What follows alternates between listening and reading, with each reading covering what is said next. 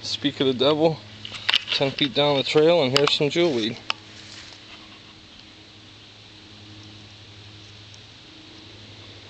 Has these orange flowers. This is really easy to distinguish. Oops. But if you crush this up,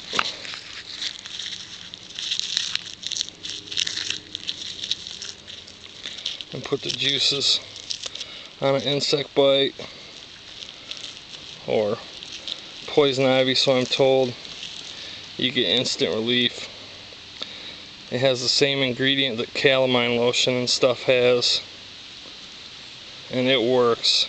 I'm not allergic to poison ivy, so I can't say how it works on that.